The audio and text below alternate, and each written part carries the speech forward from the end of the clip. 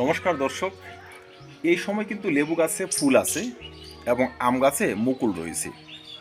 এখন আমাদের বিভিন্ন কিছু ব্যবহার করতে হবে: কীটনাশক, ছত্রাকনাশক, ভিটামিন, খাদ্য এবং পিজিআর। এই প্রসেসগুলো আমরা কিভাবে কমপ্লিট করব, কোনটি আগে ব্যবহার করব, কোনটি পরে ব্যবহার করব, কোনটির মাত্রা কী হবে, কোনটি কখন ব্যবহার করলে ভালো রেজাল্ট হবে, আজকের এই ছোট্ট ভিডিওতে থাকবে এই সমস্ত নিয়ে বিস্তারিত আলোচনা, যেন কোনো কনফিউজ না থাকে। কখন কোনটি ব্যবহার করলে ভালো রেজাল্ট হয় আমি কিন্তু সেটি দেখানোর চেষ্টা করব। প্রথমে আসি গাছে এখন কি কি স্প্রে করতে হবে।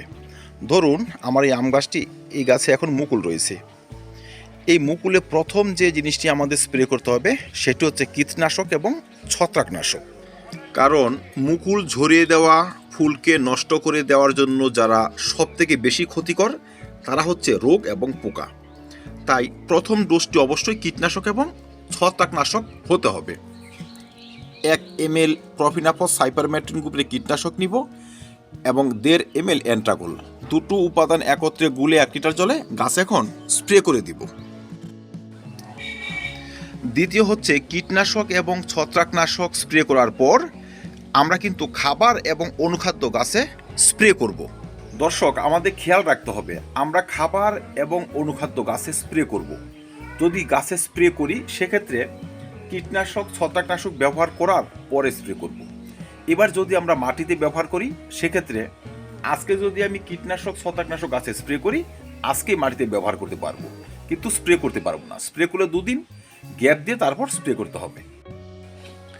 আমের মুকুলে বা লেবু ফুলে যদি আমরা খাবার বা ভিটামিন এখন স্প্রে করি সেক্ষেত্রে সেগুলো এইভাবে নিতে পারি: 1 লিটার জল নেবেন, 2 গ্রাম এনপিকে 005234 নিয়ে নেবেন, মৌমিন পাউডার 1.5 গ্রাম, বোরন 1.5 গ্রাম, 3টি উপাদান একত্রে গুলে হয়তো সকাল 8টার মধ্যে বা বিকাল 4টার মধ্যে আপনার স্প্রে করে দেবেন। দুপুরে চড়া রোদে স্প্রে করবেন না। এইভাবে এই উপাদানগুলো আপনারা 10 দিনে 12 দিনের ব্যবধানে 2 থেকে 3 বার বা 4 বার স্প্রে করতে পারবেন। দর্শক, এটি গেল স্প্রে করার ডোজ। এবার আমরা যদি টবের মাটিতে ব্যবহার করি, আগেও বলেছি যেই দিন গাছে কীটনাশক ব্যবহার করব সেই দিন টবের মাটিতে ব্যবহার করতে পারবো। টবের মাটিতে ব্যবহার করলে পটাশিয়াম ফসফরাসের অনুপাত একটু বাড়িয়ে নেবেন। 1 লিটার জলে যদি আমরা এই 2 গ্রাম পটাশিয়াম গাছে স্প্রে করি, টবের মাটিতে ব্যবহার করলে 4 থেকে 5 গ্রাম ব্যবহার করবেন। ধরুন 5 গ্রাম আমি পটাশিয়াম ফসফেট ব্যবহার করলাম, 2 গ্রাম বোরন নিলাম, 2 গ্রাম মৌমিন পাউডার নিলাম, ভালো করে একত্রে গুলে গাছের গোড়ায় একটি দিয়ে দিন। গাছের গোড়ায় যদি আমরা ব্যবহার করি 15 দিনে একবার, এইভাবে 2-3 বার ব্যবহার করতে পারবো। 3 নম্বর হচ্ছে ভালো ফলনের জন্য অবশ্যই আমরা পিজিআর স্প্রে করব। মিরাক্লোন হতে পারে, বুস্টার 2 হতে পারে, প্ল্যানোফিক্স হতে পারে বা ফ্লোরা হতে পারে। পিজিআর যদি আমি স্প্রে করি, যেই দিন আমি গাছে অনুখাদ্য স্প্রে করব বা খাবার স্প্রে করব তার 2 দিন পরে স্প্রে করব। কোনোভাবে পিজিআর আপনারা আগে ব্যবহার করে দেবেন না, অনুখাদ্য এবং কীটনাশক পরে ব্যবহার করবেন না।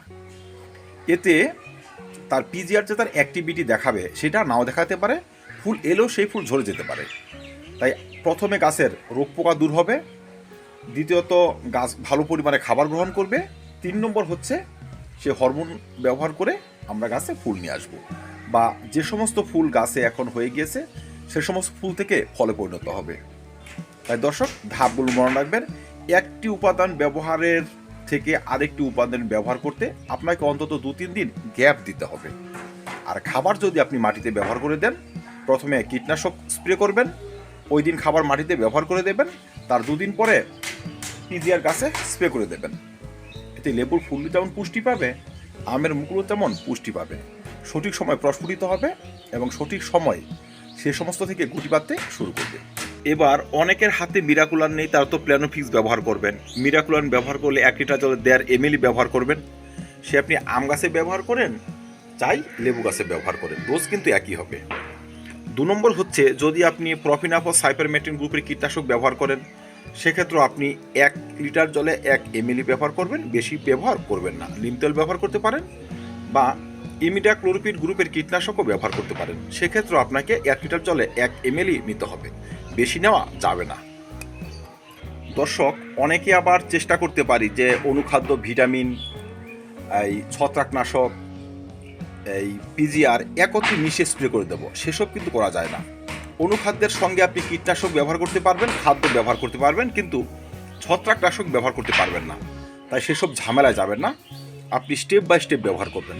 অনুখাদ্য এবং খাবার একত্রে বোরনের সঙ্গে মিশিয়ে গাছে স্প্রে করবেন বা টরমাটিতে ব্যবহার করে দেবেন। আর কীটনাশক ছত্রাকনাশক একত্রে মিলিয়ে গাছে স্প্রে করবেন। আর পিজিআর সিঙ্গেল ব্যবহারের চেষ্টা করবেন। পিজিআর সিঙ্গেলভাবে ব্যবহার করে দেখেছি, তার রেজাল্ট ভালো হয়, দ্রুত মুকুল প্রস্ফুটিত হয় এবং গুটি সেট হয়। আমার বাগানে বেশ কয়েকটি আম গাছ রয়েছে, খুব সুন্দর মুকুল এসেছে। বেশ কয়েকটি লেবু গাছও এখন ভালো পরিমাণে ফুল আসতে শুরু করেছে। দর্শক, এই সমস্ত স্টেপগুলো মেনে চলি, এইভাবে ভালো রেজাল্ট হয়, তাই আমি এসব শেয়ার করলাম। তো নিশ্চয়ই কোনো কনফিউজ নয়, কনফার্ম হয়ে আপনারা চাষ করুন, আপনাদের প্রতিটা গাছ থেকে ভালো পরিমাণে ফলন হবে, আমের হোক চাই লেবুর হোক। ধন্যবাদ, ভালো থাকবেন, সুস্থ থাকবেন। আমার চ্যানেলটি অবশ্যই সাবস্ক্রাইব করে নেবেন। ভিডিওটি দেখার জন্য অসংখ্য ধন্যবাদ।